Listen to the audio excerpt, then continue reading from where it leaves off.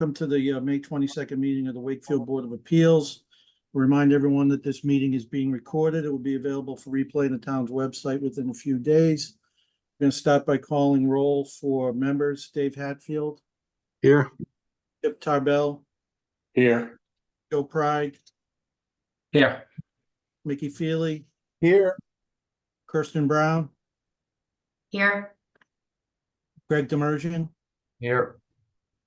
I'll make a note that member Kasumi Humphreys had a conflict tonight. She's going to try to join us later. My name's Tom Lucy, and obviously I'm here. So with that, I'm going to ask our clerk to read the legal notice. Joe? You got it.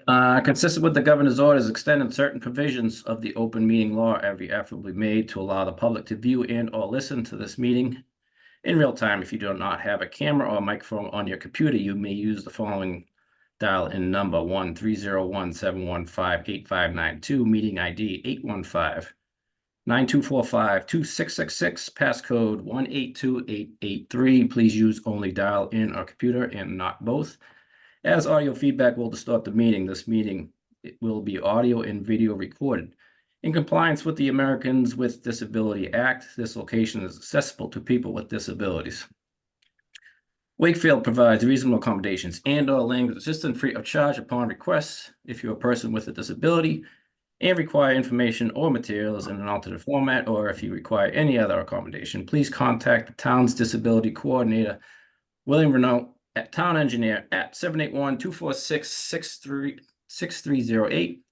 As far in advance of the event as possible, every effort will be made to grant your request. Advance notification will enable the town to make reasonable arrangements to remove an accessibility barrier for you. 1. Continued hearings. 2. 24-43 Bear Island Inc. DBA Harrington's application for a variance under Article 16, Section 190-100D of the Wakefield zoning bylaw to allow a projecting bracket sign.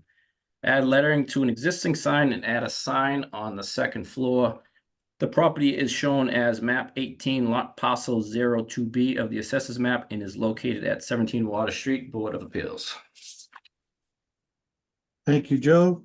And with You're that, before we get started, I want to welcome Kirsten Brown, her first meeting as a member. Welcome, Kirsten. Glad to have you with us. Thank you. Excited to be here. Excellent.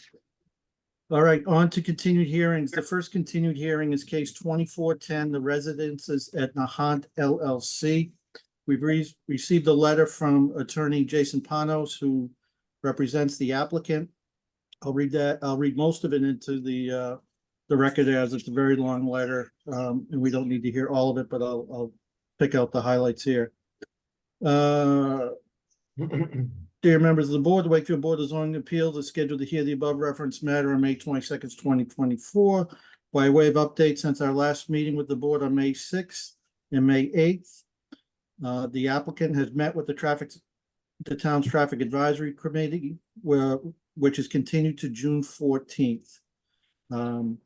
The engineering firm Moore and Cameron Group is on board and is completing its plans so be ready to submit to the board in early June. Test pits are being scheduled to be observed by the town engineer on May 23rd, which is an essential element of completing the engineering permitting plan set, particularly the proposed development stormwater management plan. The designer, SV Design, has prepared and presented a complete redesign of the proposed building to the board on May 6th and May 8th, seeking to address height and massing concerns previously raised by the board and other town departments and abutting residents. The redesign was also adjusted consistent with the revisions to the site plan, including a landscaping and lighting plan. SV Design is working on additional plans requested by the board showing expected shadow impacts and depicting the facade of the proposed building fronting Nahant Street. The entire design team is reviewing plans to ensure consistency throughout the plans regarding the proposed development. So with his continuance, the applicant agrees to extend the time in which the ZBA must close its hearing on the above matter through August 28th, 2024, resulting from the applicant's 21-day continuance request hereof Please accept this correspondence as the applicant's written consent to accordingly extend the 180-day period to August 28th, 2024. So with that, I'm going to look for a motion to continue, but a couple of things I'll note. One of the things we requested of the design group is a context plan showing the heights of the building in the area. I will write back to Mr. Panos and ask again that they undertake that study. I'm also going to write to him and ask that when they come back, as you heard, the traffic advisory committee is not going to reconvene until June 14th. Our next meeting is on June 12th, of which he's asking the continuance. I was going to ask him to present some other matters, you know, if they're ready to go, site civil, lighting, more detail on landscaping. And I'd like to hear from the board if there's anything else they'd like to hear from the applicant on that date.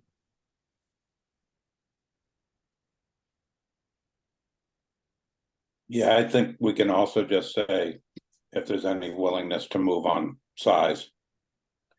You know, it's time to start talking that and putting the hammer down, because enough is enough. Time's running out.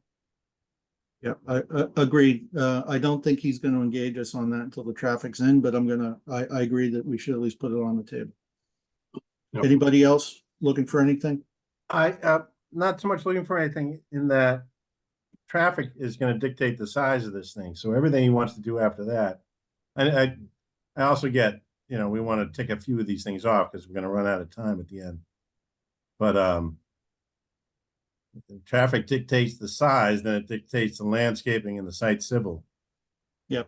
Yeah, it's all tied. I agree, but I think we have to at least start to engage them on that, because I understand that too, Tom. So if you look at it, I think I was going to bring this up after the next application. I think we're going to need a special meeting to discuss traffic for the two 40B projects on the Hunt Street.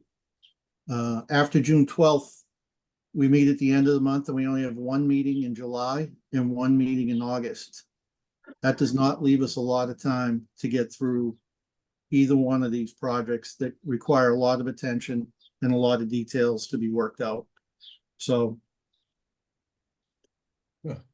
Mickey, I'm with you. I understand the frustration. So, Mr. Anybody Chair, else? well, I don't, the motion to continue in his letter, can you just clarify what he said about the previous TAC meeting and what's still outstanding with them that needs to go to now June? Yep. Yep. His take's slightly different from mine, not surprisingly. I'll read that full paragraph to you. We met with the town's traffic advisory committee, which meeting was continued to June 14th, 2024, to discuss in more detail the Metropolitan Area Planning Commission perfect fit parking analysis as applicable to the proposed development. I provided those MAPC studies to the TAC and the board by email on May 13th, 2024. No changes to the traffic impact assessment submitted to the board and under review by the TAC are contemplated as a result of the redesign addressed below by the board. There were other matters that related to whether or not that perfect fit parking analysis study that was completed by the MAPC is apples to apples here. We wanted some, and the TAC wanted some context for that perfect fit parking analysis study. There was also discussions of sight lines, site circulation.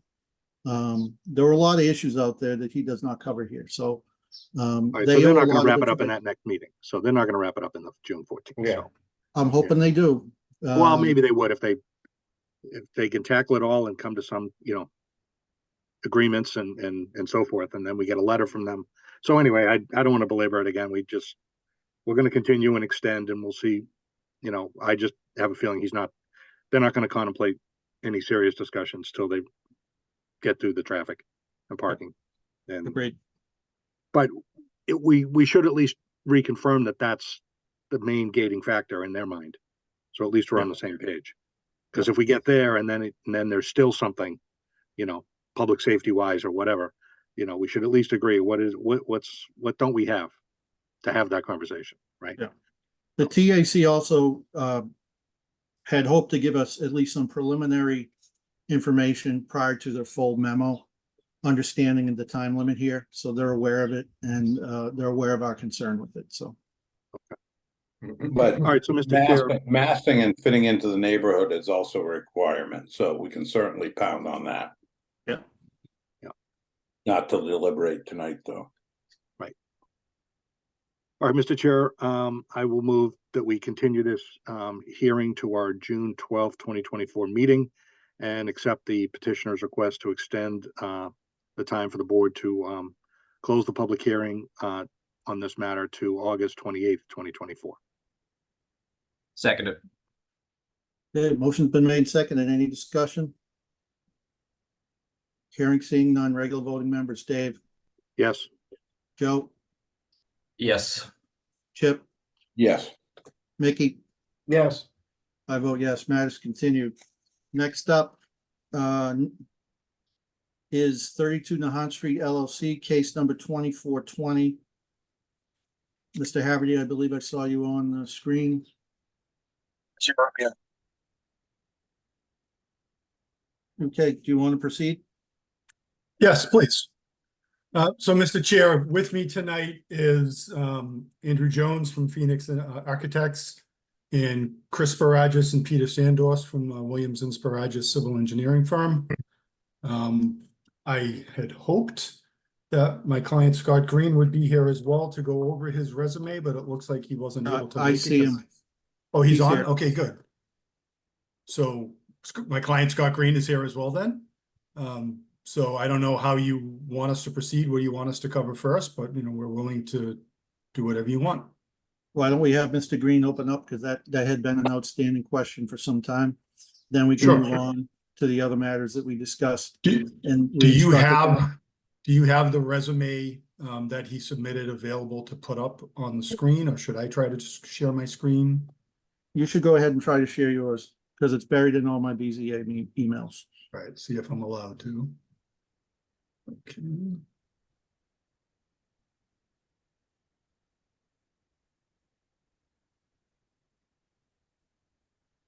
Okay, there we go. All right, Scott, do you want to go over your credentials here, please? I've got a couple commercial projects I've done. Air Industrial Park, which was approximately 60,000 square feet, two large buildings, one 30,000 square foot building. These were industrial condos in Newburyport, still existing there, and roughly a 33,000 square foot building.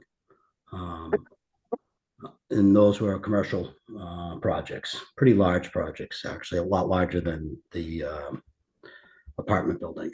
And then also Greenwood Plaza, I developed. Matter of fact, the town gave me an award for that one, most improved in the Greenwood section, or actually in Wakefield. I've also have subdivision roads I've built and homes in various different towns, from Lincoln, Concord, Lexington, Wakefield, Middleton, Stoneham. I've built a lot of different homes and condos. I also have a lot of experience in regards with the site work and utilities too, which I do some work also in Boston, primarily East Boston. That's my background. All right, and I'm just gonna show the pictures that you've provided, if you want to describe them. That's my industrial condos. That's building one, I believe. Those are approximately 20 condos in there with 2 floors. That was the first building that went up. And then there's another building a little further down. I developed the whole, from the road to the infrastructure to that whole facility. That building is, that was in the early 2000s I built that.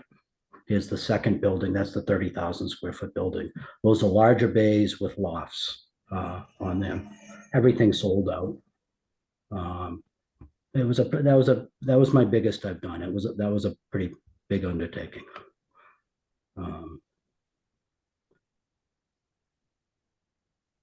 And then I have Greenwood Plaza over in Wakefield. I'm sure people are familiar with that. That used to be, I think it was Thompson Automotive when I bought that and developed that into a retail plaza. And that's multiple buildings. It looks like it's one continuous building, but it really isn't.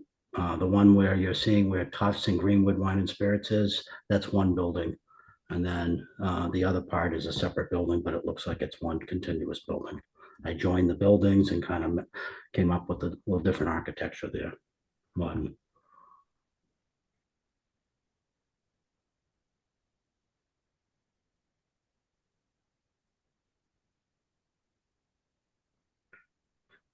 That's a single family home in somewhere, I don't know, it's around 5,000, 5,700 square foot home, custom home and or semi-custom in Middleton.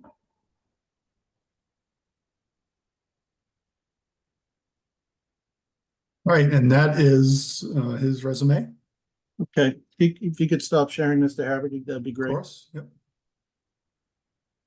Yeah, he did it Questions? successfully. Yeah, questions from the board?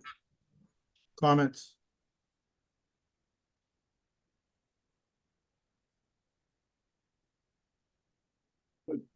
Okay, hearing none. Well, Why don't I, we- let me, Go I ahead, Chip. just got it. Yeah, I mean, certainly we're familiar with you and you've been in Wakefield before, but what I'm not seeing is any similar projects. Is this your first 40B and first residential unit over 20 units? Yes, it is. Okay. Not over 20 units. The Newburyport was more than 20 units. Residential? Well, it's still considered commercial. So yeah, it's commercial.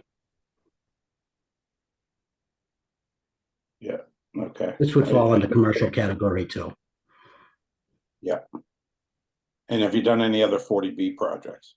I got one approved in Ipswich. I worked with some people. Town Farm Road was not involved. They stepped away from that project. It's still going on right now.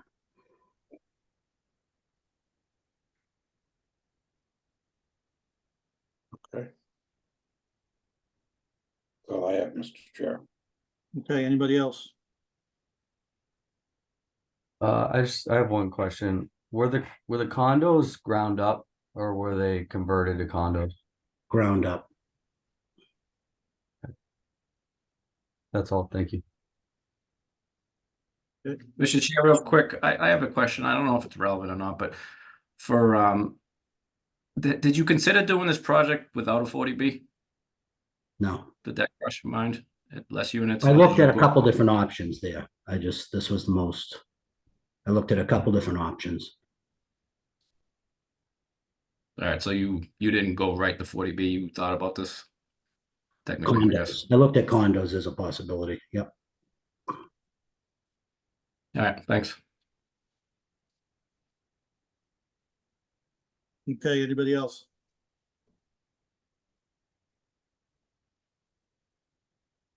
Okay, let's move forward, Mr. Haverty. All right, do we want to go to the civil now? We can call Chris Baragis. If you want to start with that, that's fine. Some Sure, combination of Chris? site, civil, lighting, landscaping, all those Yep. things we really haven't gotten into much detail. Sure. Thank you, Mr. Chairman and members. Can everyone hear me okay? Yes, Yeah. For the record, Chris Sparagis, civil engineer from the Engineering and Survey Office of Williams and Sparagis. And with your permission, I'd like to just share my screen so I can pull up the site plan. please do. All right, so the color rendering in this plan set is a color rendering of the landscape plan, but I'm going to start back another couple of sheets real quick. This is a plan set that was first presented to the board back in February after we had made significant changes to the plan following our first and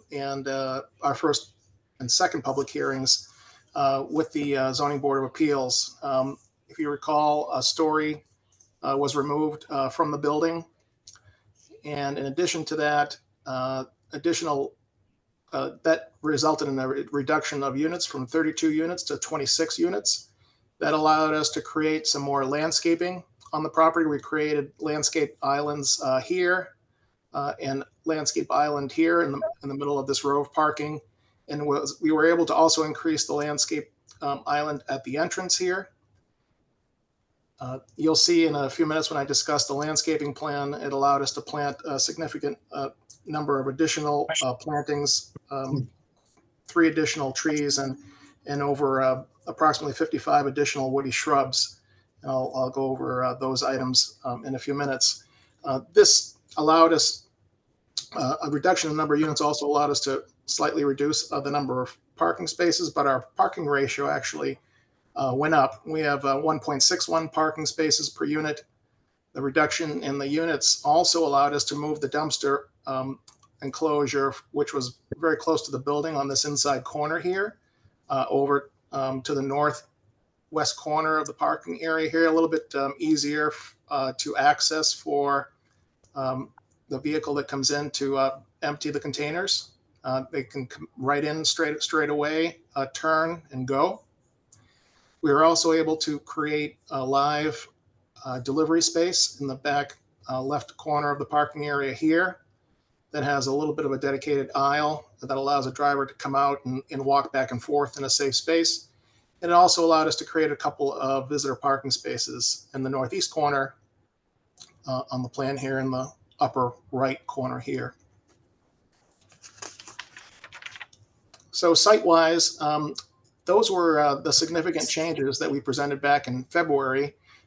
We didn't go into a lot of detail on lighting and landscaping, but I can also take another step back here and just show you quickly from a utility standpoint what we're doing to capture, treat, and infiltrate the additional stormwater runoff that's being created because of some additional impervious surfaces.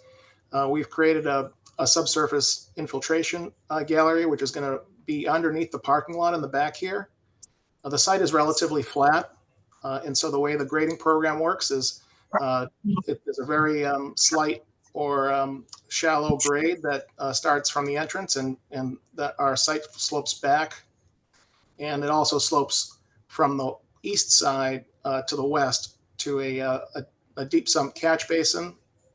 That's then going to be treated with a proprietary treatment device, and then into our subsurface infiltration chamber. All of this has been designed in accordance with DEP's stormwater management regulations. And obviously, we've submitted a stormwater report that shows how we're complying with DEP's 10 standards. Other utilities are readily available in the front of the project. We have access to the town's water supply main out in the street, which is across the street from us. So we show a fire line and a domestic line coming straight into the front of the building. And then we also show a connection to the town sewer line, which is roughly in the center of the road. And you can see how we're proposing to tie into that again straight away coming out the front of the building. There's also a utility pole line on our side of the street. We expect to be able to easily power the building from a utility pole that's right in front of the property out front here. Moving over to the landscaping plan, you can see how as part of the revision to the plan that was submitted and presented back in February, we were able to create additional landscape islands here along the center, halfway down this parking field here, and then we increased the size of the landscape strip out front. This allowed us to plant 3 additional shade trees. And as I mentioned a few minutes ago, we also were able to plant 55 additional woody shrubs, which consist of a series of inkberry and winterberry bushes, which will provide woody shrubs and some color along the front of the property here, where we have our walkway and our main entrance. And then in the rear of the property, you can see we added additional woody shrubs along the north side of our project and along the west side of the project, significantly increasing the amount of landscaping from the initially submitted plan. This revision, when we went down from 4 stories to 3 stories and from 32 units to 26 units, we also did a little bit more work, and this was the architects, Andrew and Peter from Phoenix Architects, were able to to make the entrance a little bit larger. We have a larger staircase now that looks a little bit more grand, if you will, and is in proportion to the entrance into the building. You can see the walkway here goes all the way across the front of the building, out to the parking field here, along the side of the building, and across the entire back here. So that's pedestrian access with access to our handicap parking spaces in the rear at this location here. We have a photometric plan that we had previously submitted that consists of just a few pole-mounted LED type fixtures. And we have two in the rear of the property, really just enough to provide some safe lighting for the parking area. So there are two pole-mounted lighting fixtures in the back on the north side, and just two additional lighting fixtures, pole-mounted lights on the west side of the property, or the left side of the plan here and here. You can see the particular style that we've proposed here, and we are proposing, excuse me, if we zoom into the plan here, let me just zoom into the table that describes the luminaire schedule. 15-foot pole mounting height, and we've kept the degrees Kelvin down in the 3000 range, which helps with the dark sky compliance standards that we all try to achieve these days, after seeing what can happen with color lights that get up to 4,000 and 5,000 degree Kelvin. Keeping it down around 3,000 allows us to be a little bit more natural looking. And really the purpose of this lighting is not to light this place up. It's just to provide a safe light level for people to come and go out of their cars and into the building for residents and visitors at night. Just looking at my notes from the last time we presented some of this information in February. We also, I mentioned that we widened the staircase in the front. We've added a couple of benches, one near the front entrance here, and one near this sidewalk area as you come into the parking field here.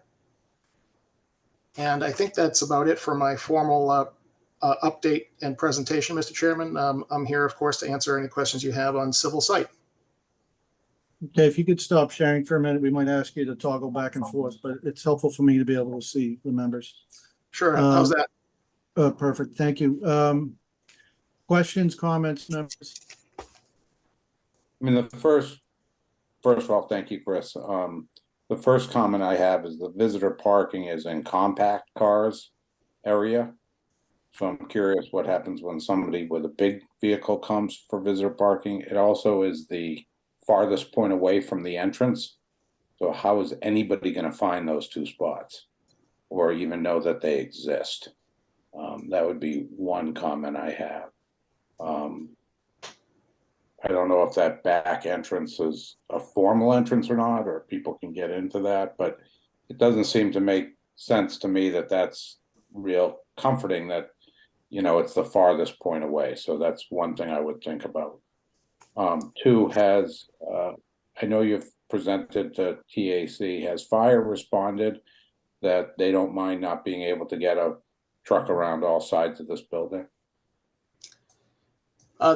The answer to that question is at the last TAC meeting where comments were presented, where I took notes, the fact that we were able to reduce the height of the building was a key factor in increasing the ability of the fire department to be able to park safely in the parking aisle and extend their ladder. That was Chief Sullivan's big concern about safety. And he does understand that that this is a dead-end parking field. One of the things that came up at that TAC meeting, which we intend to address in a revised plan, is that he'd like us to have a sign that directs delivery vehicles, maybe two signs, one that says no parking in front of the building, and then another directional sign that helps people get to the rear.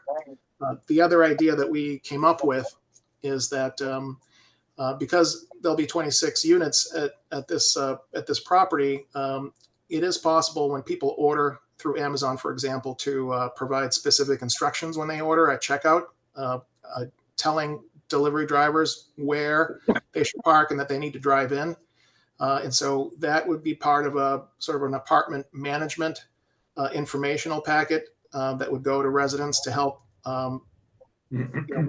limit. And, you know, in a perfect world, you can't prevent everybody from parking out front. But if we could do everything that we can as residents here through the use of directional signs and ordering in a fashion that encourages the drivers to come in, that's what we hope to do. The other concerns that were raised at TAC were with regard to vehicles coming out being able to look left and right and not be impeded visually by snow storage and landscaping. And so we do have a small, one of our snow storage areas does extend into this visual triangle. So we identified that and we're going to be peeling that back. And then a couple of the shrubs fell inside that site triangle. So we're going to move a couple of those shrubs just to make sure that that site triangle is free and clear. So this, when somebody is leaving the site, they can easily turn left and right and be able to see the vehicles in both directions without being impacted by shrubs or by snow piles. Yeah, Chip, I'll Yeah. just note that Chief Sullivan was not able to make the latest TAC meeting. So that was 2 meetings ago. That's right. That was back on May 10th when we took these notes, and we have to still revise the plan and submit it to the TAC. Okay. I mean, the other comment I would just have is there's a lot of impervious here that has to be piled somewhere, and you've already mentioned snow storage to the front. There's also snow storage to the back. I know lately we haven't had that many big storms, but it seems to me that you're maxing out this property as much as you can. You know, you still don't meet, I understand you don't have to with 40B, but you still don't meet our standards for parking. However, you now have compact spaces. And if any of those are lost or any other spaces are lost, the numbers are way down. So I just, you know, and it will get addressed in a process of O&M. But, you know, I think, again, one of the troubles is we're trying to squeeze every ounce of space, and it just seems too bituminous to me, too covered with asphalt. I mean, if I was living here, it's basically a place, not even a place to, you know, kick off my shoes or to grill or to have any common amenities. Once again, although you've reduced numbers on your own kind of hearing feedback, I still think this project is too large. Doesn't fit into the neighborhood and tries to get too much out of the site. Those are my opinions, Mr. Chair. Thank you, Chip. Dave, I see your hand raised. Thank you, Mr. Chair. Yeah, I had some of the same questions as Chip, so I won't repeat that. But Chris, can you just confirm the date of the plan that you were just sharing? Sure. The date of the plan, the revision date is February 8th, 2024. Okay. Mr. Chair, do we have a copy of that plan? Do other members have a copy of this plan? I've got a 2-page document that has like a couple of slides, site and a black and white version of a landscape plan, but I can't find a copy of what you've just shown, Chris. Yeah, I know that we did send it along leading up to the meeting on February 14th. And I know Gail has it was sent to Gail. So we'll double check that, Dave. Okay. No, it's just what I did get is just not what he's showing on the screen. So I was wondering if something had changed. So nothing has changed on this plan that you just showed from February? That's correct. The only items that will be new eventually are the ones that I just mentioned about TAC, but we haven't made those changes yet.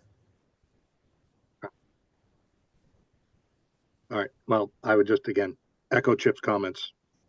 And, you know, at some point, you know, the massing has to be part of the conversation. And if TAC has to be fully vetted, public safety, get a letter from the fire chief, Mr. Chair, that they've reviewed this plan and they're okay with it or not, you know. There's just a No, lot Dave, I going on. agree. I don't understand the site circulation that if there's a large emergency vehicle in the back of the building, how they're gonna get off the site. Yep, yep. If all the spaces are full, I just don't see it happen. So, agreed, there's some concerns with site circulation for sure. Mr. Chairman, we do have a turning template plan, and we'll make sure that that it gets in front of the chief so that he can review it. But these are 24-foot wide aisles, and the parking spaces are all, let's see, all the parking spaces are at least 18 feet deep. Our compact spaces are just a little bit more narrow, but they're all full length. And so we have a full 24-foot wide aisle across both sections of our parking field. Yeah, And, I'll make sure the chief is fine with it for sure. All right, Okay. anybody, Dave, are you finished? All set for now. Anybody else?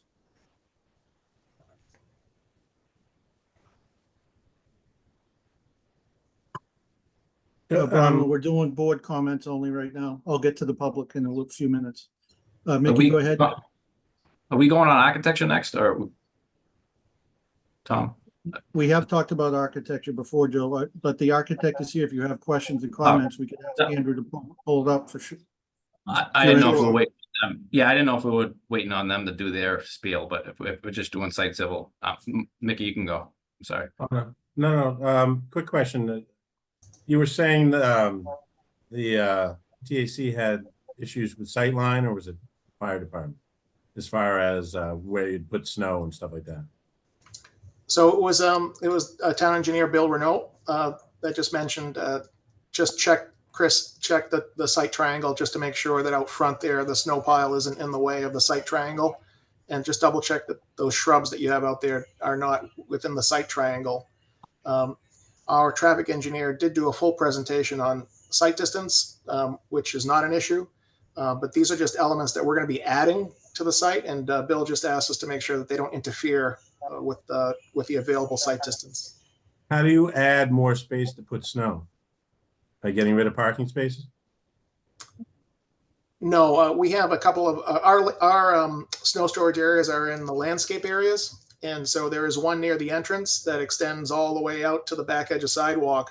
And the site triangle crosses through a portion of that snow pile. So we're going to make that one particular snow storage area, which is already relatively small, a little bit smaller to keep it outside of the site triangle. So where are you going to put the snow? If our snow storage areas are full, we'll have arrangements, with a local contractor to take it off site.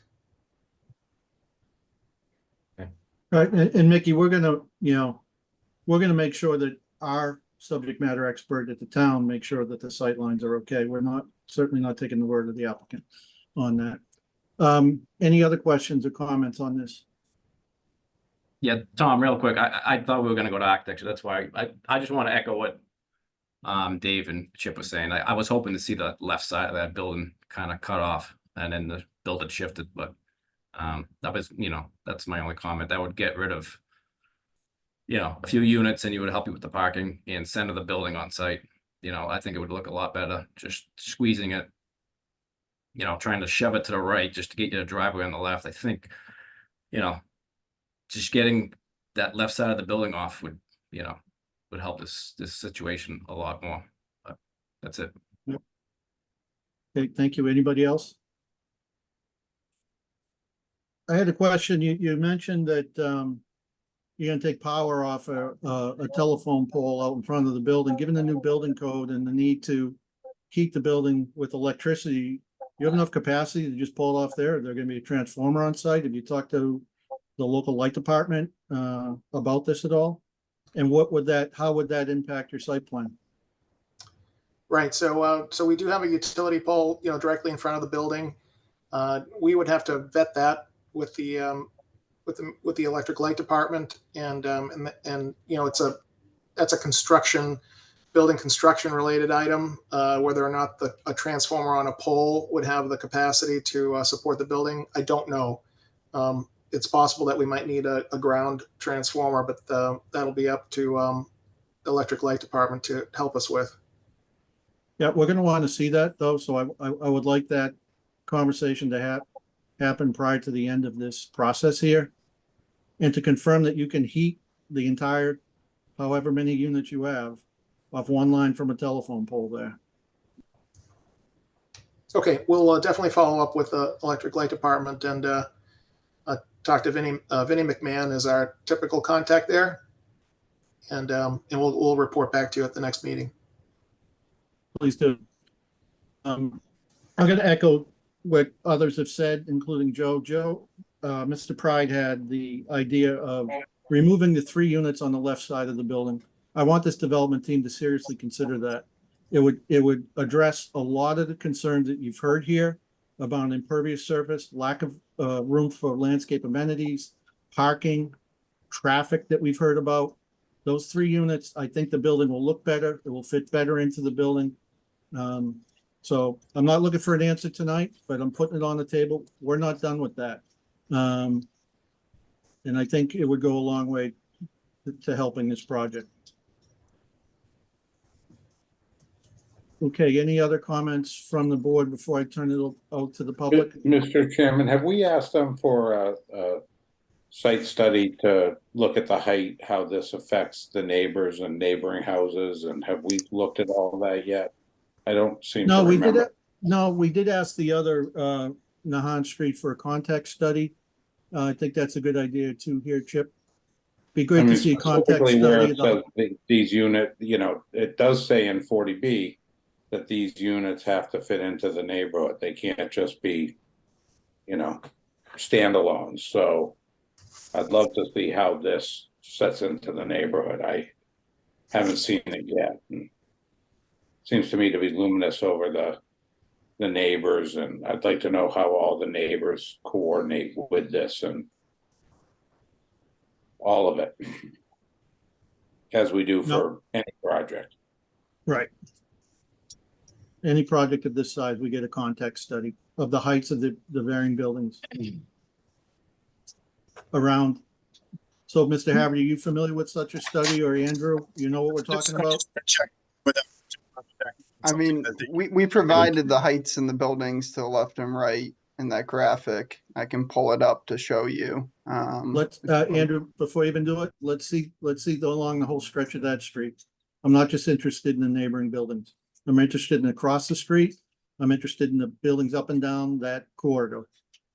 This isn't going to only impact 2 buildings, one to your left and right, although it will have a significant impact on those 2. It's going to impact more than that. It's going to impact everyone living on this street and surrounding streets. So we're going to want to see that. Just make a note that member Kasumi Humphreys, Kasumi, I see that you joined, just for the record, that Kasumi has joined us. Andrew, I think Peter's done that. Your firm has done that with many other projects. So I think you guys have an understanding of what we have. If you have any questions, have Mr. Haverty email me. Absolutely, will do. All right, thank you.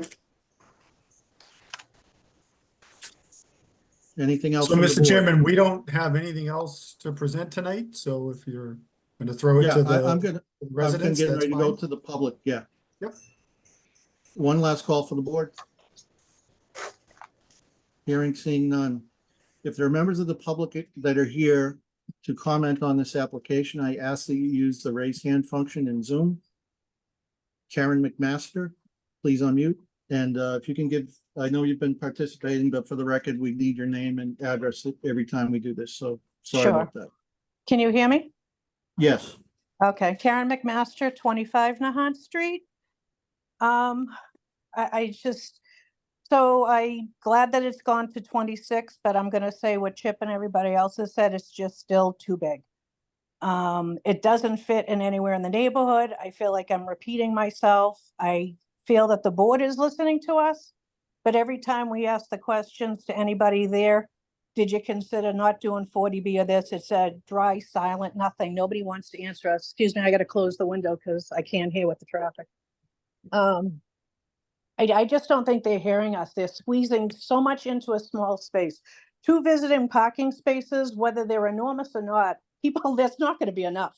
People are going to be on the street. You keep giving us answers that, oh yeah, well, we'll put street signs up there and say no parking and this and that. You can't make people do the right thing. We know that. It's not going to happen. Oh, we'll make sure that they sign something in the lease saying that, you know, put it on Amazon. That's not going to matter. I mean, I know you're giving them what we want, you think we're going to hear, but it's not going to happen. It's not realistic. It doesn't fit the neighborhood. I've said it 1,000 times. There's nothing that big. It needs to be cut down smaller. We know you're going to do something there.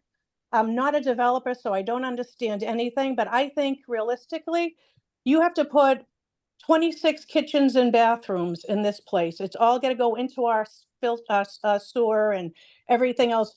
Why wouldn't it be cheaper to just do townhouses? So it has to be a money factor. We know that. But to me, it just doesn't seem feasible. It's not making anybody in the neighborhood happy. And I would think that you'd want to like get to a resolution so you could get your permit and start building instead of keep doing this haggling. So to me, it doesn't make sense. That's it. Thank you. Okay, thank you. Next hand up I saw was Bronwyn Delavolpe. Your name and address, please. Yes, Bronwyn Delavolpe, 8 Cyrus Street. Good evening. Thank you for the presentation. One of the board members noted that there were, quote, a couple of visitor parking spaces included. Where do the rest of the people park? Where do the rest of the visitors park? Mr. Chairman, would you like me to answer that question? Please do. Sure. So we have proposed approximately, let's get the parking ratio right here, 1.61 parking spaces per unit. So when we say 2 visitor parking spaces, those are dedicated visitor parking spaces that will have signs that say visitor parking only. But at any given time in a project like this, there'll be empty spaces that will be available for visitors. And if there are not? Then they'll have to go park somewhere else. Such as? Street. Well, all I can tell you through you, Mr. Chair, is that at 1.61 parking spaces per unit in a development like this, mass housing and other projects have proven that that's enough parking spaces to support a project of this nature. Well, I would contest that proven, but Ms. Delavolpe, your point's taken. If there will be spillover parking on neighborhood street. Okay, thank you. Will all of the plantings be of native plants? Through you, Mr. Chair, yes, we do strive to choose plantings that are not on the invasive species list. And now that you said that again, I just made a note here just to double check to make sure. We usually do that as a rule, but I will double check with the final landscaping plan. Thank you. I would like to say I think that should be required by the board, not just on this project, but on every project from here on out. Not striving, but required to have all native plantings. Now on the lighting, have specs been provided? Has this board seen any specs provided for the pole height, the actual fixtures? And how high are the poles? Through you, Mr. Chair. Mr. Sporadis, you want to answer the height? Yes, we have Yes. seen what you saw tonight. Yeah.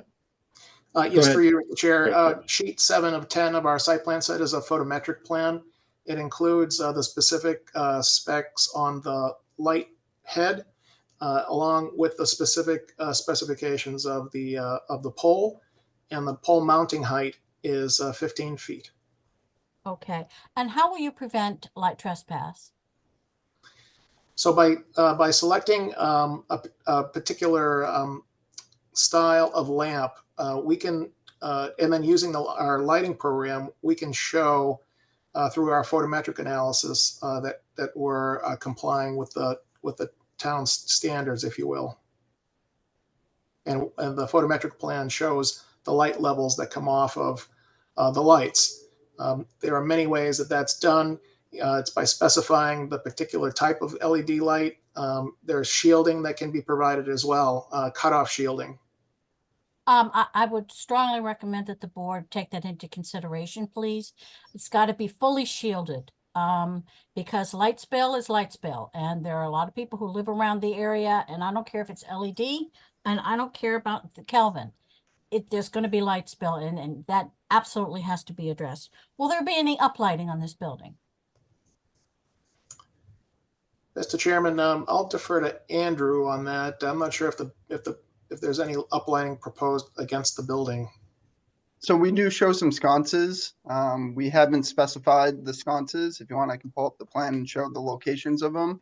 But next submittal, we can definitely figure out the exact sconce brand and also pinpoint the locations for you. Yeah, why don't we wait till next time, Andrew? Sounds good. Okay, through you, Mr. Chair, I would just like to comment on that. It should never be uplighting, as you guys already know. And the sconces should be fully shielded as well. Down, I assume that on the front porch, there will be some lighting that needs to be fully directed, so there's no light trespass whatsoever. And could you please, through you, Mr. Chair, confirm the height of the building at this point? Building's 35 feet tall. Okay, and through you, Mr. Chair, could someone please confirm the number of vehicle trips per day that's been established for this? We're gonna talk about traffic at a future meeting, Brian. Let's stick with what was presented tonight. Okay, that's. I told them that the traffic engineer didn't need to be here, so. Okay, all right, thank you for that. That's it for my questions. I would just like to reiterate that I think this is too big. It's the wrong location, wrong size, and I would very much like to hear from the developer himself as to why this has not been decreased and made much more amenable to the wishes of those who have to live near it. Thank you very much. Thank you. Next hand up I saw is Wenju Lee. Hi, this is Wanjun, 32 Nahon Street, right across this project. So I do have a couple of concerns. And the first one is, I mean, I know the traffic is the biggest topic. And I know the traffic gonna be very crazy on this street. And Nahon Street is already packed, especially during the peak times. And the cars are held up all the way down to the other intersections, which I can tell from my window right now. This high density apartment just doesn't fit into the neighborhood, and it should be avoided at all times. And the second, I'd like to know how you plan to coordinate the moving trucks and delivery trucks if there are more than one. I know they cannot park on the Nahon Street. We'll cover that with the traffic. Wenjun, we're gonna have a full meeting regarding traffic, parking, all those things. So I'll ask your patience to tune in. We're gonna announce when we're gonna do that meeting. But again, I told the applicant that they need to bring their traffic engineer tonight. So we should focus on the material that was presented tonight, and we'll address those issues at a future meeting. Okay. And the last one, so it's a 3-floor building, and I know the natural sunlight will be very few to reach my property. So I'm working from home every day. So having enough sunlight will be very important to me. So in light of this concerns, I strongly request that the town council carefully consider the potential negative impacts this project could have on the surrounding neighborhood and residents. Thank you. Thank you. Marie Oliveria.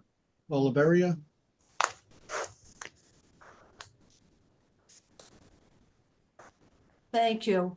Marie Oliveira. I'm at 216 Nahon Street.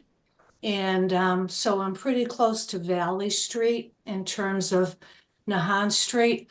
And I just want to reiterate, when I go, and I'm out and about a lot, but UPS, Amazon, landscapers, nobody pulls into anybody's driveway. They usually park half on the sidewalk, half on the street, and that really creates a very, very dangerous situation. So And in addition to that, with the one across the street and this one, there'll be even more truck traffic.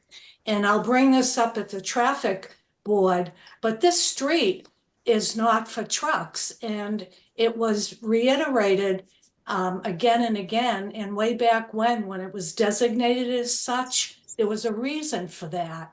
And now we're gonna have so many more trucks. So that's one point. My second point is I'm really delighted you're gonna come back with information and context. And in particular, Chairman, I was impressed with the aerial view of the other project on Nahan Street. And if we could have an aerial view of this, it really gives you a sense of the massiveness of the project as it relates to other buildings in the area. So those are my two comments. Thank you very much. Thank you. Anybody else?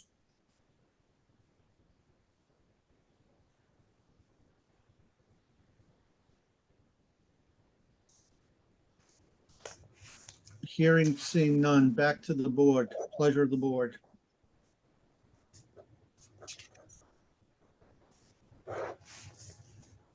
I think the next thing to do, Mr. Chair, is set up a game plan for the next meeting. Yep.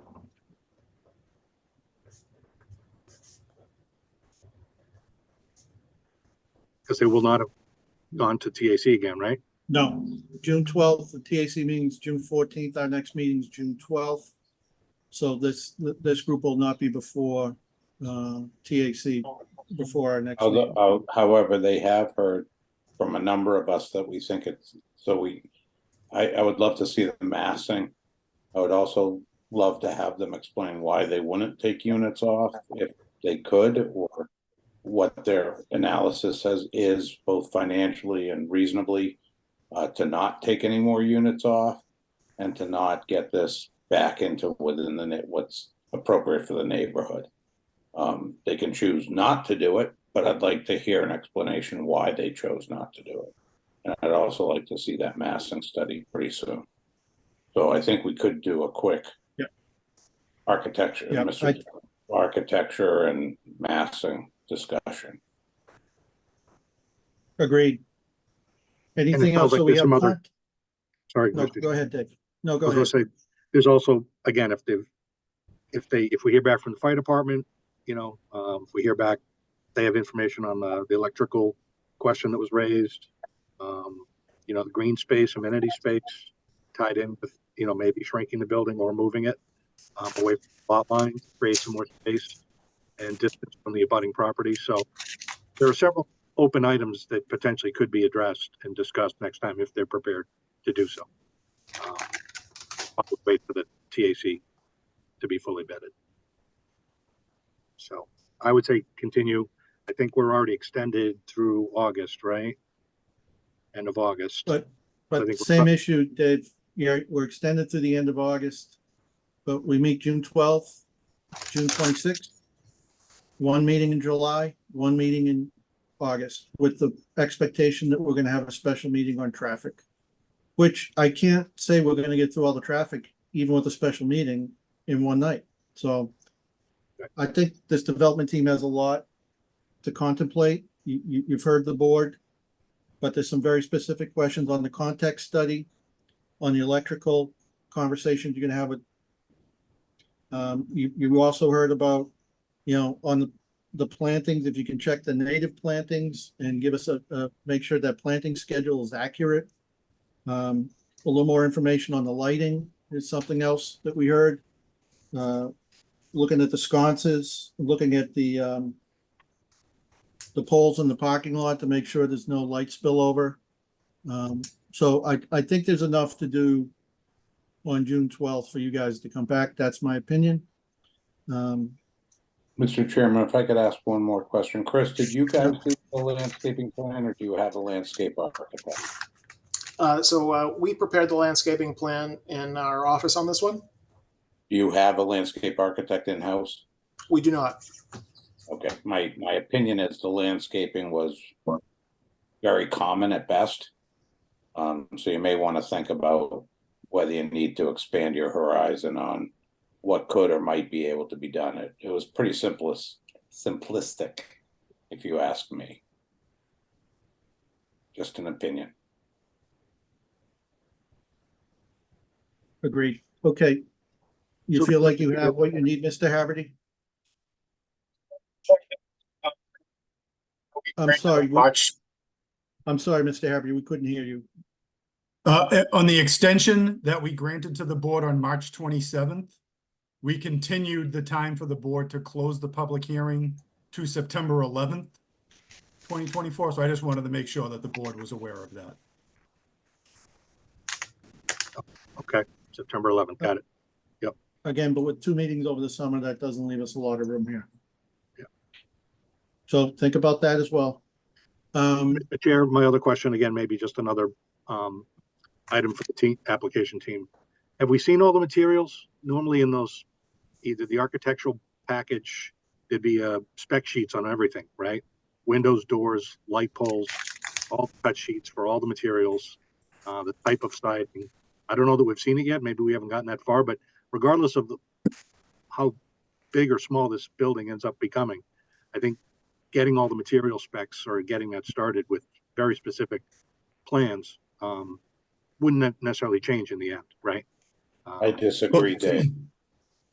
I disagree. Not to You don't want to have see an them? argument here. I don't want to see them until this building's designed. If it changes shape, size, form, I don't want to know what siding they were thinking about when it was looking like this 26 units. I want to know what siding they're thinking about when it's X amount of units. It just until they get the right design and the right size to go through a full spec design doesn't make sense. There could be lots of changes to that, to what they'd want to. Again, it all comes down to massing and how they want to present this building. Agreed. The architecture strategy to break down the massing might change if it's smaller. So, but at some point, Dave, you are right. Those are all things that we see. So in the back of your mind, you should be getting ready. I think it's a good marker to put down, Dave, that at some point, we're going to want to see all that when we think we have the project in the right place. Excuse me, Mr. Chair. The last page actually shows siding, Lot of brick, that. windows, roofing. We are missing the sconce call out, so I think we can add a couple more to that list. So it's fully complete, but there's one at the end of the last submittal. Well, What's to the Chip's date of point, that let's see. submittal, Andrew? What's the date? I I have an architectural package dated March 21st. Yep, And I yep. don't see materials. It's the last page. Proposed material list. I can pull it up if Oh, you would there like. it is. Okay, yeah. With the boxes. Yeah. Okay. But again, that would be, again, when we get the full thing, it would have specs on the windows, Absolutely. the door, Yep. lighting. It would have more of it. Yep. Railings, if there's going to be, any sort of rail, Juliet balconies or any of that stuff, right? Any sort of railings or balconies. So we'll get there. And Andrew, Andrew, you know the drill. We'd like to have them brought down, some, samples brought down to the building department for members to go see as well. Absolutely. Will do. All right, so Mr. Chair, we're just going to continue to June 12th. It sounds like we don't need to. Yeah, extend I it just tonight. want to make sure but- Mr. Haverty is Yeah. clear on what we're looking for if he has any questions. I don't have any questions. I know that both Chris and Andrew were taking notes in terms of the additional information they were looking for. So then are we not scheduling a special meeting for June 19th after the TAC meets? We're just going to I've schedule gotta this make meeting for sure- the 12th? I got to make sure that Lieutenant Anderson, Chief Sullivan, and Bill Renault can attend. I have that request out there. Okay. And then I have to make So- sure we can get a quorum of our members. Sure. Because we have, as you saw, we have some new members. There's only a certain number of members that are going to be able to vote on your application. So it's going to be key to get everybody there. That can So vote. we're going to continue then to the 12th. There may be another meeting on the 19th, but we won't know that until we get feedback from the other. So then this material that you're going to want for your next meeting is going to be due by Friday, June 7th, correct? Correct. Okay. As soon as I hear and we can put together the special meeting, I will check with you to make sure your team can be there as well. Sure. Okay. Assuming it all Mr. gets Chair, done on the 14th, assuming it all gets done, and then we can properly Right. notice a special meeting and get everyone together. So, Well, Yeah. I'm pretty determined, Dave. I don't want to do a special meeting on traffic over the summer. I want to do it before the end of June. I think we start to lose residents to vacations and other things. Everyone with kids or whatever might be going away for the 4th of July or in July. I want to do it in June while more people are still around, so that they can participate. I don't know if it's possible. That's a real hard goal that I have. Mr. Chair, can I ask a question for Paul Haverty? Are you willing to, and I hate to put you on the spot, but are you willing to work with us to extend the time if we need it? Or is that the September 11th a hard date for you guys? I wouldn't say that September 11th is a hard date. I do not generally grant extensions until we reach the end of the process, because then they just become endless requests. No, But understood.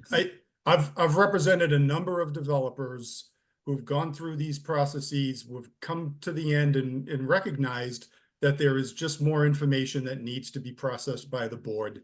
And I have always graciously granted additional extensions. It's just a matter of the timing. So I'm not going to say no, September 11th is a hard stop, because we may not be ready. And every time that we have requested a continuance, we have provided an extension of the date, because that's on us if we're not ready to come before you. So again, if there's another reason, at some point where we're requesting a continuance, I'm automatically going to grant additional time. Understood. I Yeah, appreciate that. Yeah, Joe, I'm kind of done asking this team and the other team on the Hot Street for extensions. If we don't have the material, you can imagine what's going to happen. So, it is what it is, right? If we don't have all the information to make a proper decision. No, but we are losing 2 meetings this summer, so that does hurt on our end a little bit. Because we're going to lose July and August. We're going to lose a meeting in each, so. And that's, Yep. on our end. Yeah, Joe, in terms of development team and us, we're the ones that aren't paid, okay? I know. So. All right. Anything else, Mr. Harvey? You good? Nothing else for me. Thank you, Mr. Chair. Thank you. Dave, I think now we're ready for your motion. okay, Mr. Chair, I move that we continue this hearing to our June 12th, 2024 meeting. I'll second that. Motion's been made and seconded. Regular voting members, Dave, Yes. Joe, Yes. Chip, Yes. Mickey, Yes. and I vote yes. That's unanimous. Thank you for your presentation and your time tonight. Thank you for the neighbors that Thank you. attended as well. Thanks, everyone. Have a good night. Okay, we're moving on to new hearings, case 2443. I believe it's pronounced Beer Island. I'm sorry if I'm massacring that name. Case 2443 at 17 Water Street. Is someone here to address that? Mr. Chairman, Oh, hi, Bob. before we go, Chip. before we go too far, Yeah, to the best of my knowledge, this needs to be a special permit, not a variance. yeah, it's just like the last one. I was gonna say the same thing. That's like the Bob, last one. So I think we can do it, but I agreed, think we because should address that at the beginning. they've applied for something more restrictive, so I think we can grant a special permit, Yeah. even though they've asked for a variance. So Bob, if you want to walk us through that and tell us how with that you got to the variance where I believe it, and Chip does too, it's probably a special permit, but I can be convinced otherwise if I'm mistaken. Okay. Well, actually, there's 2 different types of signs that we're applying for. One is the projecting sign, and as well as adding additional signage to the existing sign that's on the wall now. I believe when I look back at some previous projecting signs that we applied for, I used that same, the same bylaw there to to do this for this one as well. So, but it sounds like I'm mistaken there because I actually have two different types of signs going on there. But should I get right into bringing the screen up to show what we're doing here? Yeah, let's go through it. I'm looking it up again. I want to be sure that we're granting the right thing, because it doesn't seem like it's a big deal here, but we've got to get it right. Okay, I don't know what's going on there. I'm in the You I should went be into able to share share your screen. screen. I'm sorry. You should be able to share it. Yeah, I just went into share screen there and it's but it's not. Oh, there we go. Okay. This here is what was there, what we did 20 years ago when they first opened up. It'll be 20 years actually this fall. They'll be having their Tell me, Bob, tell me it wasn't 20 years ago, please. Yes. Oh my God. I was a little shocked myself, but the sign looked great. It stood up for a test of time, even though it was made, everything other than the letters themselves was all made of wood products before they started coming out with all the PVC and that special substrates that would stand up in better weather. But it finally, had its day, and we had to take it down. So what we did was we applied for a permit just to get the name on the building there while they did all their remodeling to the front of the building. If you notice, they did, everything's changed there from the siding and even on the wood area down in here. It's all been taken down. So the sign panels in this spot here now, what they wanted and what we put there was raised acrylic letters, which are formed letters done like the previous sign was done. And it's also just like the same type of signage that's on like the farmland building. And they're very durable, last a long time. And what we're looking to do here is on the building is add food and spirits to the left and right side now, which mimics what was there from the old sign, but would be added onto the wall sign band itself, and it's not on a framed sign. It's just strictly letters mounted to the wall. The other part that the owners wanted to do was to add function room above here, because he gets people all the time who don't realize what's up there. And Dan has actually told me that a lot of people think that that's an apartment up there. And so he doesn't want anyone to think there's anyone living above the restaurant. But also, as you all know, you all been up to that room there, I'm sure. It's a valuable part of his business now, and he wants to try to give it a little more advertisement on there, even discreetly like it is there, without anything oversized and glaring. And the last part is adding the projecting sign on the over to the left side of the frontage there. That sign wouldn't have any lighting on it. The lettering down below does have existing lighting there now. And there is one light up above that would shine down into the area of the function room sign. And here you got the dimensions here. The existing sign that's up there now is nine and almost 9.5 square feet. The proposed added signage would make it 14.5 square feet, which is still underneath the 15 square foot amount allowed for one sign, for the main sign on a building. The upper level would be a 6-inch letter. I think it said 7 on another piece of a previous drawing there, but it is 6, and it's 3.5 square feet in size. And lastly, the projecting sign would be 33 by 39.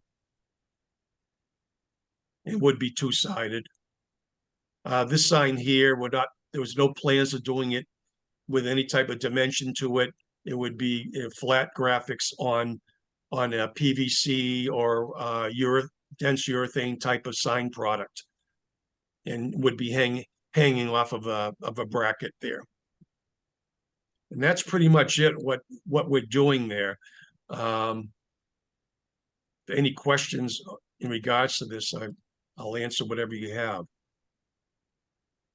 Yeah, Bob, if you could stop sharing, you might have to toggle back and forth, but if it's hard for me to get questions from the board if I can't see people. Okay, sure. Okay, yep. Thank you. So, Members of the board. Yeah, Mr. Chairman, I've looked at this and sat outside. I personally don't feel there's any need for the name function room up on the second floor band. I think it's inappropriate. I don't think the sign bylaw allows for it to have signage on the second floor. And it's also redundant with the bracket sign. I mean, when we're now saying upstairs at the function room, if that's allowed, then it becomes sloppy on the top above that window, in my opinion. I don't think there's any need for it. I would not be in favor of allowing the name function room above the second window. I am happy to be with the bracket sign, though. I think that will look nice. I also think, if I remember right, when I look down there, next door has the same exact thing, with the bracket sign going to their function room upstairs. Chip, I agree with you. I thought that was I thought we went through this one another project where the lettering was too high. So I think you are correct that there's a standard on the height, right? You can't go on the second floor. So I'm in agreement with you. I'd like to see that second sign above on the second floor disappear. Yeah, Mr. Chair, and to the other board, I was looking at the bylaw here in the background. It's 190-100 C1C. In case of a multi-story building, no portion of a wall sign can be located higher than the second story floor line. Right? And I think that's what they're proposing, is higher than that, right? So like second story roof line. So, yeah. I mean, if the context was different, or if the board members thought it made sense, I think we could grant the permit. But I would agree with Chip. I just don't see the need for it in addition to the bracket sign, which I'm in favor of as well. So I think they get what they need from that sign. They can certainly put something on the inside. Mickey, I saw your hand up. Or just quick, I agree with all you guys, but I when I got that in the mail, the bracket sign, I'm like, wow, that looks great. And gets done what you want. I mean, you're right. I can't tell you how many times I walked by there and didn't even know there was an upstairs until I went to an event or two. So I like the bracket, and I like the other sign. I don't like the function room sign. That's all. Okay. Anybody else? I personally don't have a problem with the second floor sign, but I think I'm in the minority. It looks like I'm in the minority here. So, I guess of what I understand, then it's actually a two-part objection. One being that you think it's just overdoing it with signs, and the other being the location of it. Because I mean, I was reading. It's not allowed. Yeah, I was reading when the location of signs, and was talking about the roof plate line, that it is below the roof plate line, where it does say you can't have it above a roof plate line, but it is below it. Look at what they've read at 190-100 C1. No sign shall on a two-story building shall be above the second floor line. So Harrington's is below the second floor line, and it's in the appropriate band. Function hall is above the second floor line. So it's not only that we don't think it's appropriate, it's also not allowed, really. Okay. Which we could allow if we thought it was appropriate. But you're getting your bracket sign, which does the same exact thing from both directions. I just think function room makes the front of the building. I think you look very dignified and nice with going back to the original words with spirits and whatnot, but the function room just doesn't have a context there on the second floor, in my opinion. If the message on the projecting sign was other than saying function room, would that make a difference there?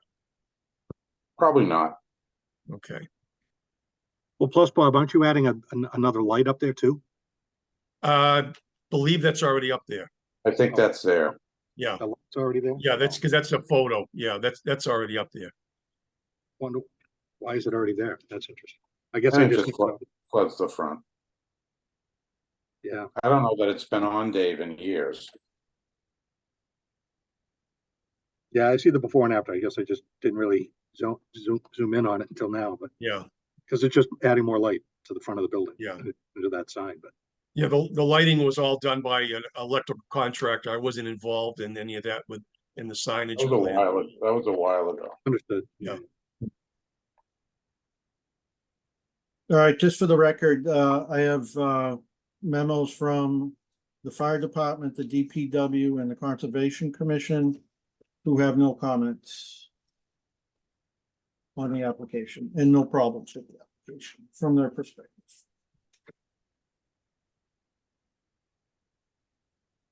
Is this within the sign bylaw district that should have gone before the sign bylaw committee? Wish we had our sign expert still on the board. Yeah. So Bob, you didn't check in with them? It was, I was told that this was something that, I mean, there wasn't a board anymore for this here at the time when we applied for this. So, I mean, when I went to the building department, it was just, we were told to apply for it. Go right to the zoning board. Okay. We should find out if there is a design review board anymore. Yeah, I thought it was a board, and I know Jim chaired it, but I thought there was still a board. I would have thought. There was no one wanted to take the mantle as far as I understood. All right, so while that's reconstituting, things seem to be ending up directly here. All right, any other comments or questions from the board? Right, so Mr. Chair, I just want to confirm the letters that we are in favor of adding this, putting food and spirits back. Is that just modifying the sign that's already there in the sign band, right? That's just the 190 C1A maybe, where the building has a sign band, any applied sign must be in the sign band, right? I'm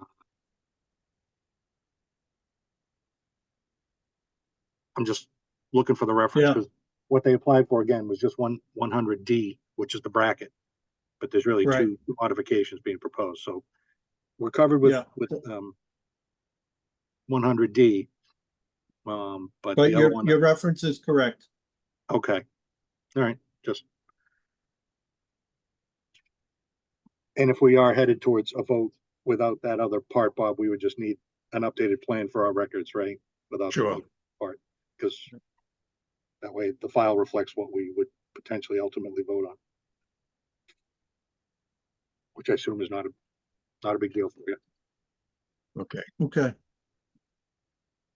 So I'm going to open it up to the public at this point. Is there anyone here to comment on this application? If so, please use the raised hand function in Zoom.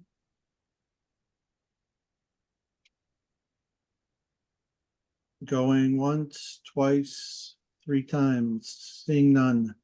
Back to the board, pleasure of the board at this point.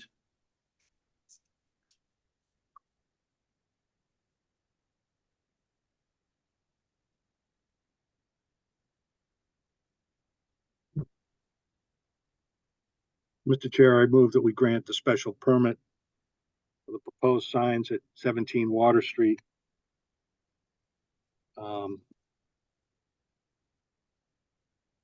In accordance with the sign plan presented by Sardella Sign and Graphics dated March 15, 2024, to add the letters food and spirits back to the main sign band next to Harrington's, but not the proposed function room at the second story. In accordance with 190 C1A. So do we want to do them separately because it's a different paragraph, or just do it all as one? I I can do would it. do it. I think, I it- would do it all as one. All right, yeah, I was gonna say, And- let's wrap it up. It's a signed Okay. package, right? right. And to approve the proposed bracket sign in the said side plan in accordance with 100 dash 190 D, paragraph D. Seconded. That's the motion. Okay, motion's been made and seconded. Any further discussion? Regular voting members, Dave, Yes. Joe, Yes. Chip, Yes.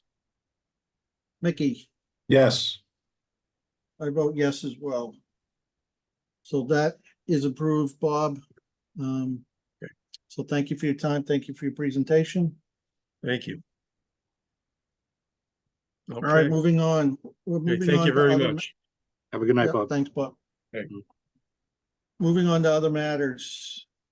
Case 2330 184 Water Street, One Sylvan LLC, request for minor modification. I think that's Attorney McGrail's. It is. Good evening, Mr. Chair, members of the board. For the record, representing Attorney Brian McGrail, representing 184 Water Street. Severio Fonchitti is here with me. You probably remember Severio. This relates to the property at 184 Water Street, right next to that fronts Narcella Playground, Narcella Field. And this project is currently under construction.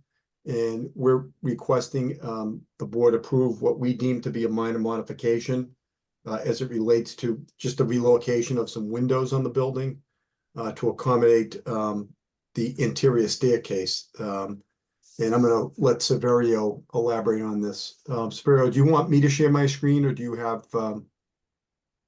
If you don't mind, that'd be great, yeah. Yep, hang on. Hey, everybody, I'm back. We've been watching Sorry, progress. this should be an easy one. Yeah. Yeah, we're doing all right over there. Can you see this? Yep. Yep. Okay, Severio, you want to take it from here? Yeah, yeah. So we made a little boo-boo. The when we lined up these elevations, it looks like the stairs, the way they lined up, as you can see in these pictures, the windows line up with the treads, and this happened on 3 different windows. 2 in the rear of the facade and 1 at the front. Brian, if you want, you can scroll down to the actual elevation. You can see the impact. So those are the 2 there that we're basically requesting to eliminate. And then at the front, you can see it's the lower one. The one in the front just ends up sitting real low to the ground. Hold on, this is the rear of the building, right, Severio? Yep, that's the rear. Yep. This Yep. faces- this So you'll faces- see it sits on the platform side. The other 2 are fine. They're up high, so they shouldn't be a problem. So basically what we're saying is we've already got these windows. We've got to eliminate them. And, one idea was to relocate 2 of them along the Melvin side. And I think that elevation is in there on the next page, Brian. Just along that wall, since we're going to have them and we can't put them anywhere else. So we still get the glass, still get the sunlight in there, but they come out from the stairwell. So that's pretty much the request. Yeah, any questions? Yeah, so just to be clear to the board, as you look at this, Yep. this is the rear elevation, faces the Little League field. So maybe we'll save some broken windows here anyways. Yeah.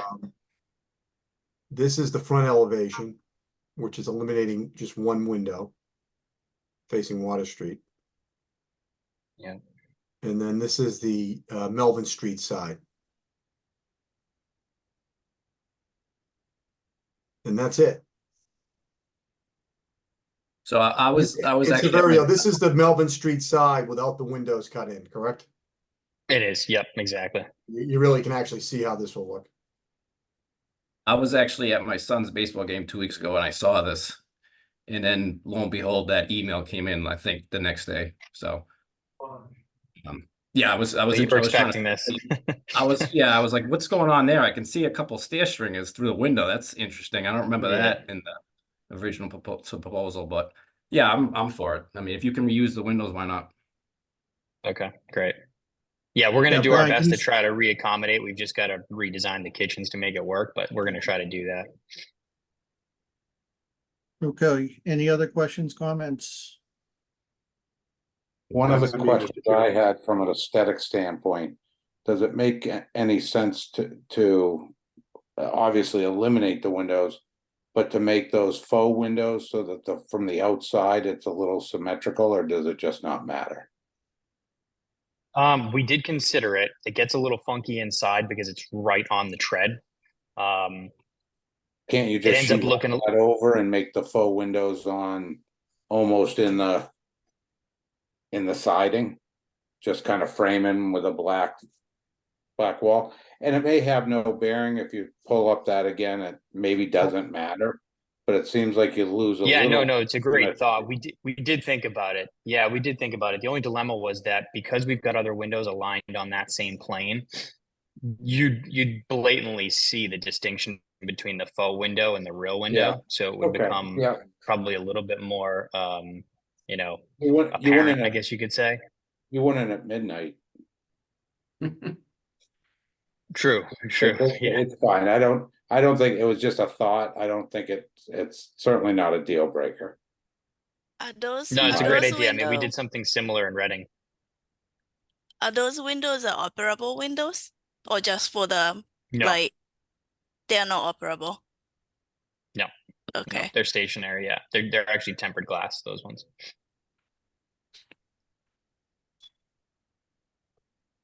Okay, any other questions, comments? It's a minor mod, so I don't think we have to open it up to the public. Pleasure of the board. Oh my God. Mr. Brian, I don't see a date on these, so it's just a signed package as presented this evening, right? Because there isn't a I'll put a date, I'll put today's date on it if you want, days. just Okay. so you have a record of it.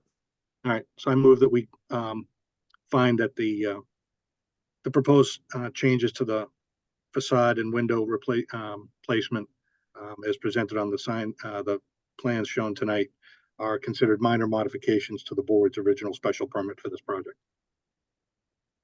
Second. Okay, motion's been made and seconded. Any further discussion? Hearing, seeing none, regular voting members, Dave, Yes.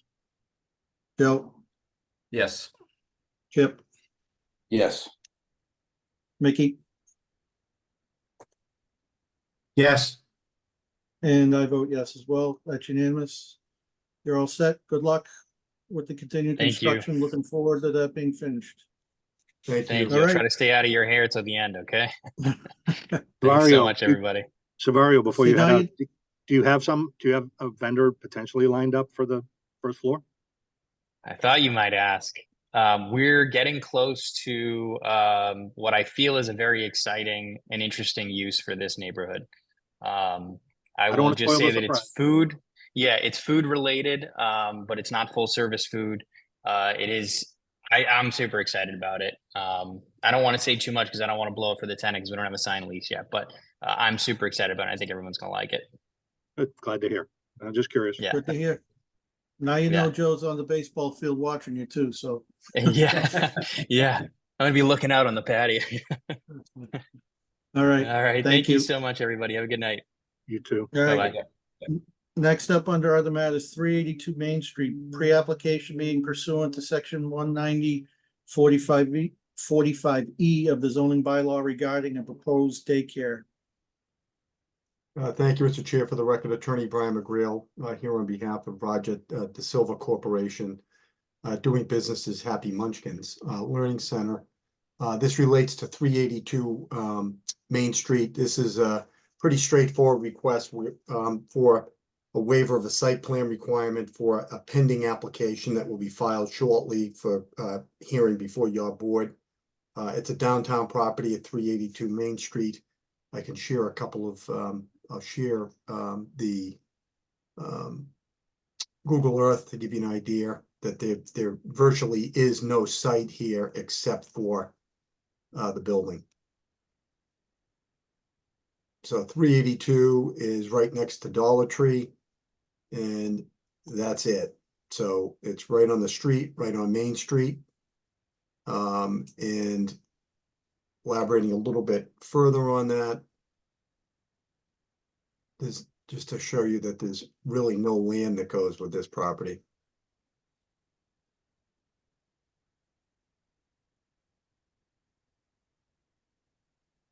.382 is in the orange box. So virtually a site plan would be the building. So we're respectfully requesting the waiver of this for our applications. It would be cost prohibitive and I think provide little value for the board.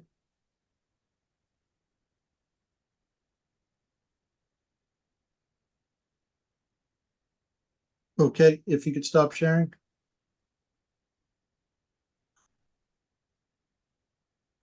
Okay. Board members, questions, comments? This is typical for any downtown development that we've done, Tom, in the last 23 years. Agreed, but just to flag, Brian, for when the other applications come in, we're obviously gonna be interested in parking, drop off, pick up, all those sorts of things that come along with this use. So just putting a marker down on that. Anybody else, comments, questions? But I see no problem. I think this is pretty standard the way this is well. So. Are they for the daycares? I assume they're gonna have a outside playground in the property, Yep. or no? We can ask all those questions when they come in. This is just to waive the site plan review, but yeah, if you've got a few things that you're gonna want to see from the board in their presentation to the board for their other approvals. So you've heard a couple here, Brian. Sure.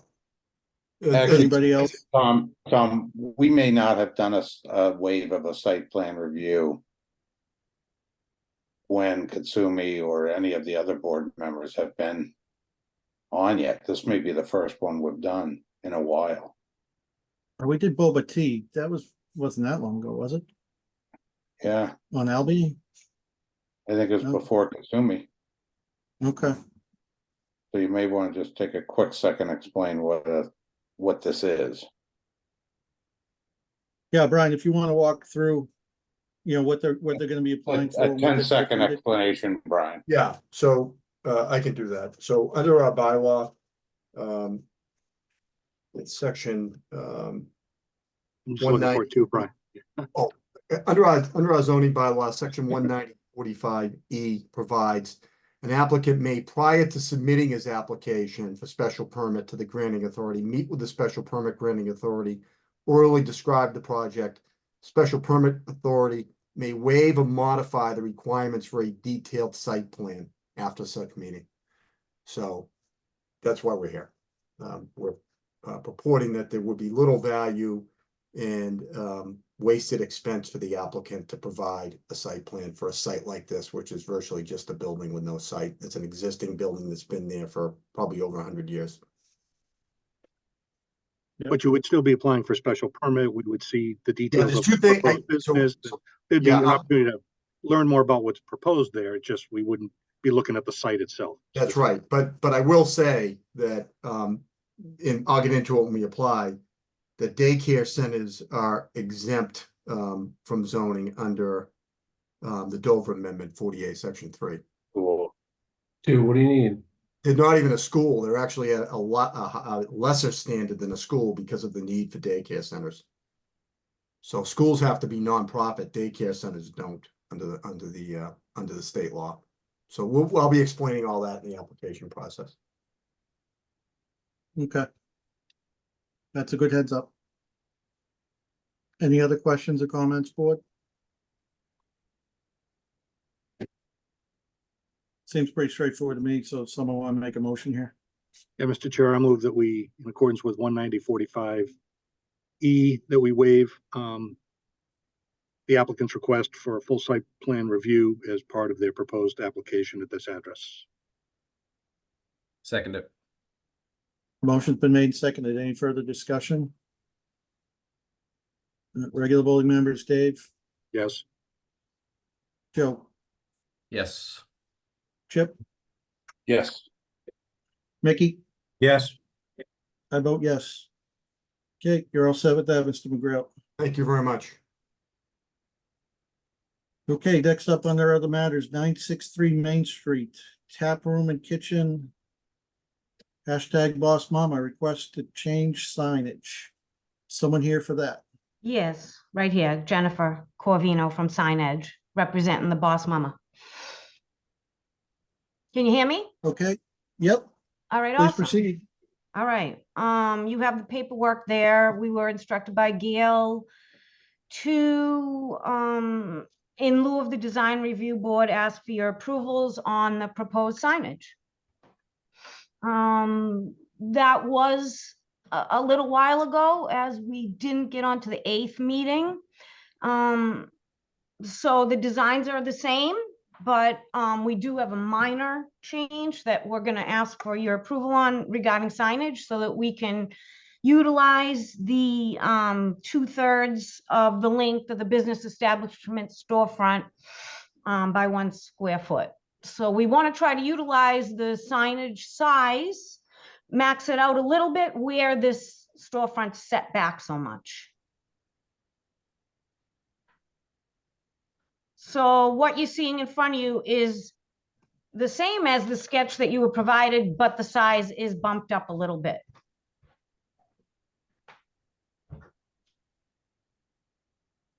Can you provide the And- details?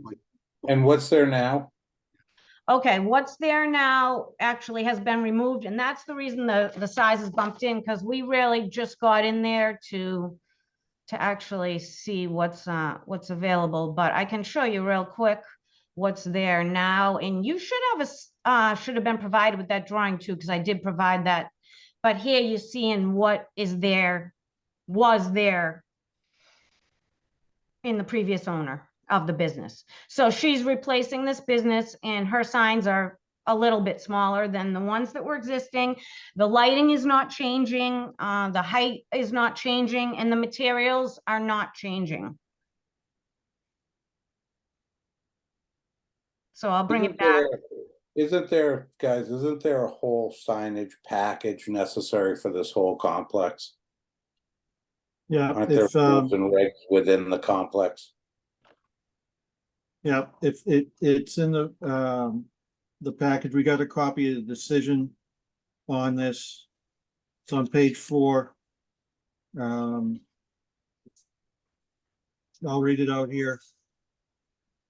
Point number 4 in the decision, the board imposed the following condition. Condition number 4, any change to the facade of the building on the property at any time, including signs, must be approved by the board at a regularly scheduled board meeting without the need for a public hearing, and shall require a minimum of 4 board members voting in the affirmative to be deemed to be allowed. There is a freestanding sign in the front of the property that depicts the names of the various tenants that presently occupies the property. It's the common goal of the board and petitioner to phase out this sign over time and replace with the new freestanding sign referencing Greenwood Plaza as a whole, and not any individual tenants. The board and the petitioner recognize, however, that existing tenants have rights in their current leases. Blah, blah, blah. It doesn't apply here. Can I mention Yeah, something? so that's the main thing. Yeah, go ahead. She knows that she's not going to be allowed to be on the pylon sign. So Yep. she hasn't really pushed it either. So she's been very good about that. So she's forfeiting that for the moment. And she's also set back. So that's why we kind of increased the size from what we originally sent over. So that's what's laid out in the previous decision on the Greenwood Plaza, Chip. Okay, thanks. I knew it was something, so I appreciate that. So we're meeting those So I regulations. understand tap room and kitchen. It's the Yeah. Boss Mama that I'm in the circle and the red lines around it. The red line around it is only showing the square footage area. I can remove that. There you go. The Boss Okay. Mama is her logo. This is what I was presented with to design from. and elaborate on. I did not design it. I mean, I designed from what was given to me. This is what was requested by the owner. She is not present right now.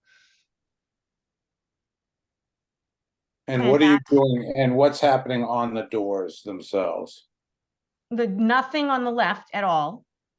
Only these blue lines are only measurement lines so that easily I can see the measurement. The other doors are having, the logo is going on the main doors. What I proposed to her addresses and her enter here, and she does have a tagline.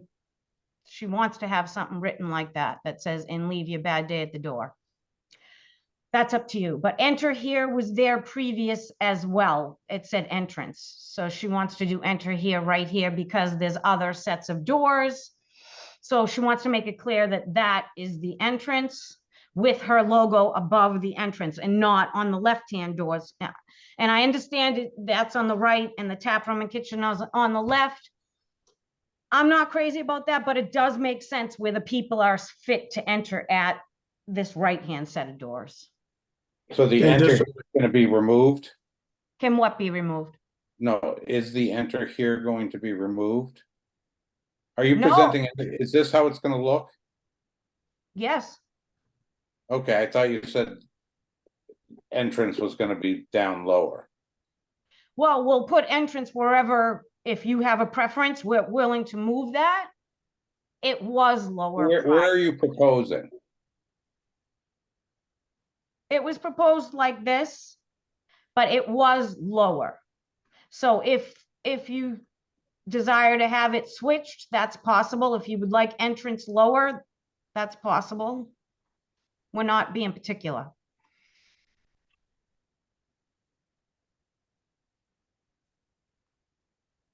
And if you think that something like the quote that she has above is better suited for inside, we can abide by that. I don't think you need to me, enter here is not necessary because that has outdoor patio and the fence. So there's no way you can get into the left side of the storefront. So that's the only, if you need to get in, that's the only entry door. So to me, it feels like that's unnecessary. It's the only directional signage that she's really going to have. But if you're requesting that it be taken off, of course we'd abide. Well, what's there today? It says entrance, right? So there's already something there. It does say entrance, at which point we would make it new or leave it, or we could leave it. I mean, it would save her work.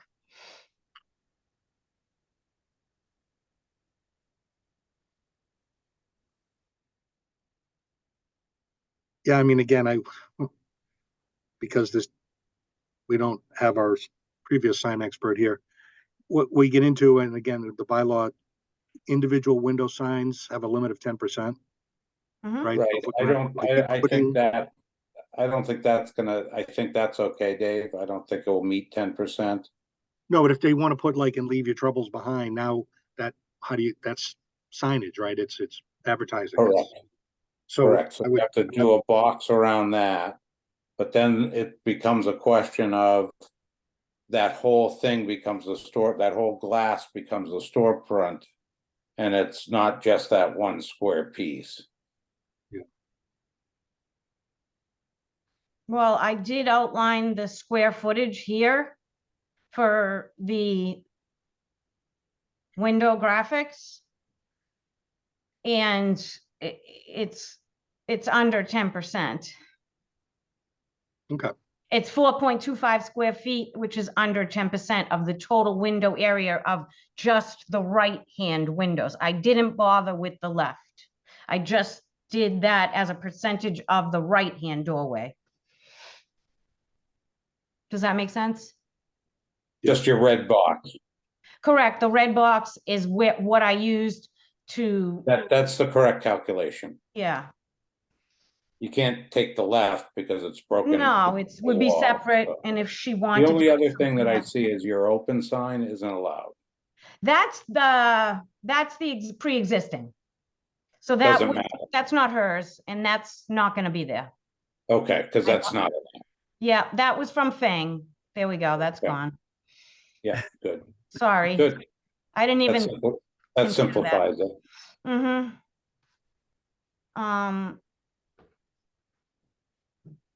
Yeah, I don't have a problem with any of this as it's being presented. Yeah, I'm fine, It- now that we understand.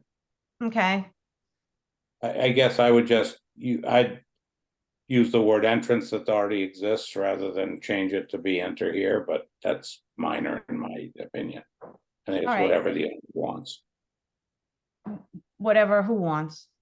whatever the owner wants. Okay. That- What this needs to represent, though, is just what's going to happen. So Right. if it's gonna be enter here, fine. If it's gonna be leave the entrance, that's fine, but it just needs to, what we got needs to represent what's going to happen. I believe, Mr. Chairman. Yep. Do you Is- think is- that it's not necessary, everyone else? Just curious. I said, I don't have a problem with the way this is presented, so I'm fine. And I do think it's necessary. I've been there and it is directionally needed by people. I think,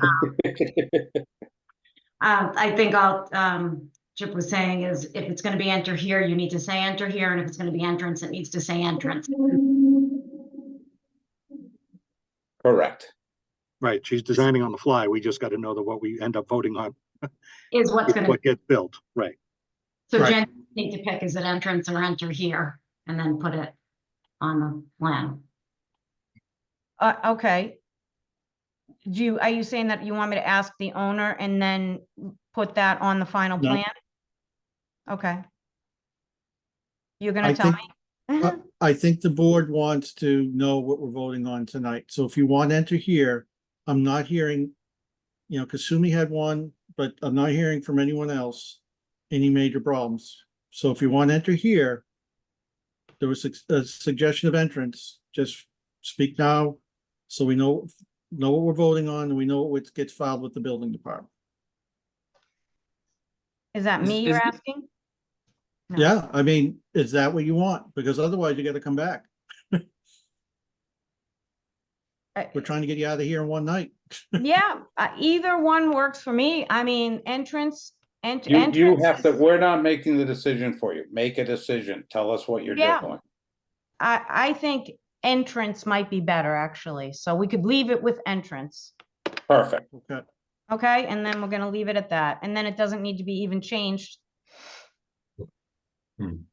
Okay, Can I ask this, is this two businesses that are becoming one? Is that what's going on here? I'm just Not at confused. all. No, It's one two different business. it's one business, but it was two businesses before, right? Or No. Well, Fangs was was always- always one, Joe. Oh, so it was Fangs on It the was left and it the, was the brother of, God, why am I blanking? Boys, Reading Oys. boys, all Yeah. right, so, all It right, was so a it's one, relation to Oys.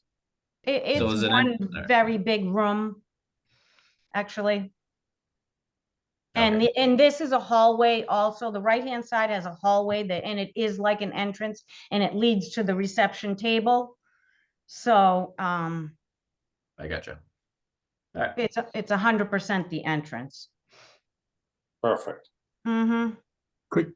Quick question, which I may have missed. There's the 963. What's the 12A for? Do we need them both? Honestly, I don't know. I'm assuming that all the other units, the lapel was like 12B when I looked, so. It's the unit number of Greenwood. And it also already exists there. Right.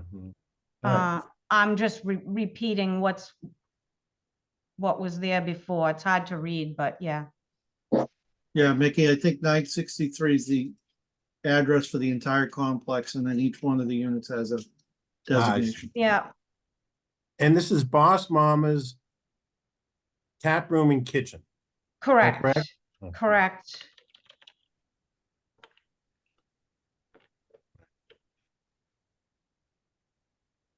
okay. So, Mr. Chair, I need to just make sure we understand, because again, there's a lot of moving around here, what's going on Sorry. on the screen. It's hard No, to you not said, move it around. you said you made changes to the sign. size. So can you please articulate what has changed from the package we did receive? Yes. Okay, so right here, it was previously 12-inch by 145. It was 12 lineal feet for tap room and kitchen. And I adjusted the size to look as you're seeing on screen and to be more consistent with what was there previous, because the smallest letter that was there previous was 14 inches. So I adjusted the tap room and kitchen to be 16 by 167. And adjusted the Boss Mama main sign from, let's see what was on the original. Well, let's It take one at a was- time, if you can, Jen. All right. So the package that I'm looking at says 12-inch by 124 for 10.33 square feet. Yes, So it that was doesn't the even have the original. 12 by 145. So Yes, that was the So- original. And now I've increased it to 16 by 167 at 13.91 lineal feet, and the other one increased to 6.5 lineal feet. So it's under the 22 lineal feet, which is 2/3 of the total. okay, you're still going faster than I need. So this first sign, board members, I just want to make sure before we potentially vote on this. The size of this sign, is it okay? It has changed from what we got in our package. It sounds like it's more consistent size-wise with what was there before and I think we're voting on that at 16 by 167 for 13.91 lineal feet. Right. And Bus Mama is 36 by 79 for 6.5, making the total 25 square feet, lineal feet. 25.05 lineal feet. Yeah. So that's actually a couple over, but we might be able to couple break over it down a little bit. Couple over what's allowed, the 2/3 of the Yeah. space. 22. So what's 2/3? Where is that? And 33 is the total. Linear Of the feet for a storefront. Right. Mhm. That And would we're be- ending the storefront at the glass. To be honest, I'm not exactly sure where it ends. Which isn't, it goes farther than that. I was thinking it probably goes as far as the next mullion, which starts the dry cleaner. But I ended it right Actually here. goes to the middle. The middle of it, right? So let's give Yeah. or take an extra foot, but I didn't do that So just. just so you know, the give or take of this and the give or take of that is not how this board works. This is, Yeah. I've never had somebody design on the fly like you are. We usually get, this is what we want to do, this is the square footages. Please vote on this. So I'm like really confused by all this design build on the move. I'm sorry, that's what I was understanding that she was expecting from me when I to pull the screen up online and work with you guys, but I really haven't met with the board online previous, so. This isn't a working group, this is a. Right. So at this point, I'm gonna ask you to identify what you actually want. And then come back at the next meeting. I'm not ready to do this on the fly anymore. I was gonna try to get in and out of here. I just don't. We've kind of gone over a lot of time here on this, and to Dave's point, I don't even know what I'm voting on anymore. So, Well, Jen, what's I'm on gonna ask you. screen, what's on screen is what I'm asking for, actually, but. Yeah, but we don't have that. We don't have a package. We don't have it in our file. And you've got You gotta- multiple Building dimensions. department doesn't have it. Yeah, it's only a couple of weeks before our next meeting, so it's not a huge, I'm gonna ask you to tighten this up, give us exactly what you want, make sure it complies. And then come back on June 12th. And you'll be And, in about 10 minutes. And I'll pull you up to the front of the meeting as chair's prerogative to get you out of here. But, yeah, I'm kind of done with this for the night. So Jen, you have your instructions. Look forward to seeing you on June 12th. Mm-hmm. Okay, Right, make sure you have all the filings, talk to Gail about getting the filings in on time. yeah, it's gonna come back pretty much exactly like this, so. Thank you very much, though. I appreciate you hearing the case. And we're looking forward Okay. to putting in the business. Great, thank you. If you could stop sharing your screen, that would be fantastic. Thank you so much. Okay, moving on. We're on to agenda item number 5, clerk board comments. Joe, I you got got none. anything? No. Okay. Special meeting in June. If we can get the memos from the TAC fairly quickly after June 14th. Are people available that next week? That Wednesday would be the 19th, the Thursday would be the 20th. Well, the 19th is a holiday. It's a what? Okay. Oh, is that It's Tuesday? Juneteenth. So we probably aren't allowed to have meetings that day. So the 20th gets Yep. probably blown up too. Well, maybe just for me. I know I'm not gonna be here, but.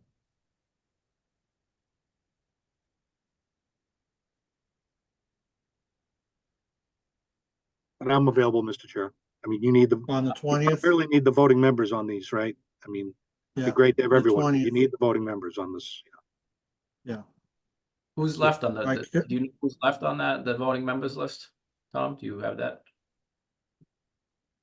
Uh, 100 Nahan Street, the 0 Nahan Street's in the office with the attendance sheet, so. I have Tom, Okay, Kip, yeah. Dave, Joe, and either Mickey or Kasumi. I maybe both. I'll confirm that If with they haven't Gail missed when I any bring meetings. the, Yeah. yeah, I'll confirm with Gail when I bring the rest of the files back to the office before the end of the week. Yeah. All right, just I'm getting on available that people's. week. Okay. That's fine. I'll be available. If I have a PBC meeting, I'll just not go to that and come to this. The high school doesn't need to get built. Yeah, you got 5 years. They won't miss All you. right, All the traffic, with all the traffic, the kids will all be killed, so. That's good. But I do think it's important we get this done, but either before school getting out or right after. We need to. No, before- I think your plan's a good one. Okay. The other thing that came up is, oh, go ahead. I don't want to cut this conversation off on process if someone else. No, just to No, clarify again, maybe for the new members, Mr. Chair, just the reason we're talking about a special meeting is because of these 2 40B projects on Nahan Street. And have a special meeting is, we've done it before on large projects when we used to need to have special focus for one, perhaps a few hours on a certain project or a couple of projects in this case, where our regular agenda would just fill up and we can't devote the time that we need. So we're talking about a special meeting to just focus on the traffic and parking and so forth, hopefully with the results from the TAC for these 40B projects. So just so they understand why we're talking about special meetings. But yeah, I believe I will be there on that Thursday now. I'll be back by then. Okay.